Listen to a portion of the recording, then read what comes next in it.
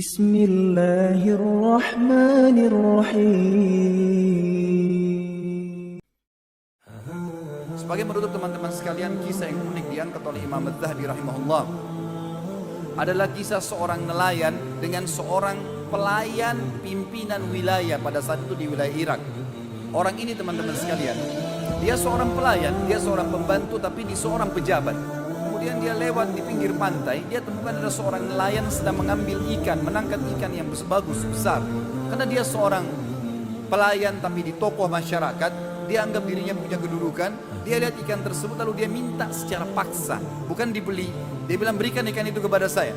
Kata si nelayan, saya nggak bisa berikan ikan ini, saya ingin jual karena saya butuh untuk memberikan makan keluarga saya pada hari ini. Tapi dia rupanya memukul si nelayan dengan cara keras, kemudian mengambil ikan itu secara paksa. Dibawalah ikan tersebut, dia menceritakan dirinya dalam kisah ini.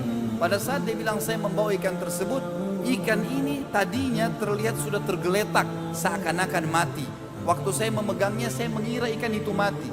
Ternyata ikan itu waktu saya memegang di dekat mulutnya, menggigit jari saya. Dan pada saat menggigit jari saya merasakan sakit yang luar biasa. Dan mulut ikan itu tidak bisa terlepas sampai saya memotong bagian mulutnya, baru bisa terlepas giginya. Padahal ikan ini seakan-akan sudah mati. Kemudian saya pun membawanya ke rumah dan saya tetap menikmati dagingnya yang haram tadi. Keesokan pagi, semalam suntuk. Pada malam hari saya nggak bisa tidur. Dia mengatakan kemudian keesokan paginya saya mencari seorang tabib. Lalu tabib ini menemukan ternyata ada bakteri yang sedang menimpa atau mengena tangan saya yang dikenal dengan gargarin atau penyakit yang tidak bisa kecuali harus dipotong. Maka diperintahkan oleh tabib untuk memotong jarinya. Kalau tidak, maka akan menyebar penyakit itu ke seluruh tubuhnya. Maka dia pun memotong jarinya satu. Ternyata sakitnya masih dirasakan. Akhirnya dipotong ke seluruh jarinya 5-5. Masih dirasakan sakit juga. Dipotong telapak tangannya, masih terasa sakit juga. Sampai dipotong setengah, sampai di lengannya, dipotong semua lengannya. Itu pun dia masih mulai merasakan sakit ke seluruh tubuhnya. Gak bisa tidur, gak bisa makan, gak bisa duduk, gak bisa buat apa-apa.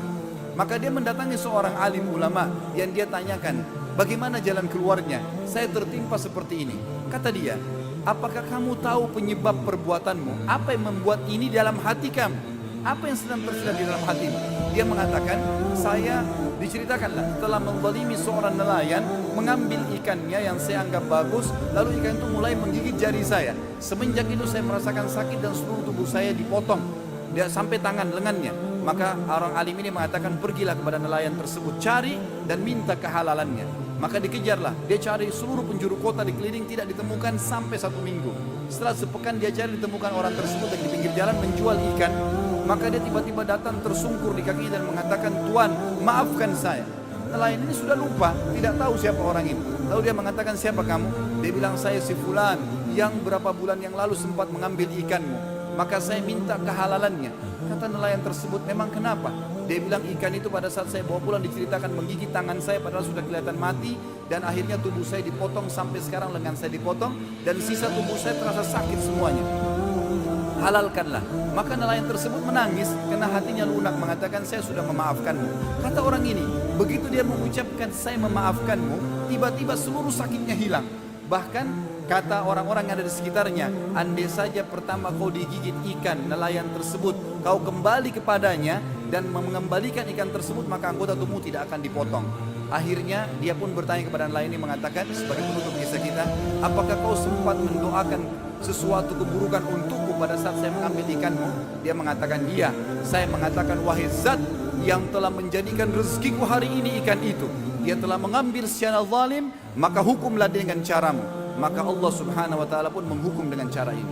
Saudaraku seiman, kita manusia lemah, tidak punya apa-apa. Jangan pernah menikmati dan mengambil hak orang lain. Cukupkanlah dengan rezeki yang telah Allah berikan kepada kita. Jadilah orang-orang yang patuh pada Sang Pencipta, karena Allah selalu mengawasi kita. Tidak ada orang yang bisa selamat dari hukuman Sang Pencipta Allah. Maka hati-hati sekali lagi, jagalah jangan sampai menzalimi orang lain dan cukup menikmati yang Allah telah berikan kepada kita.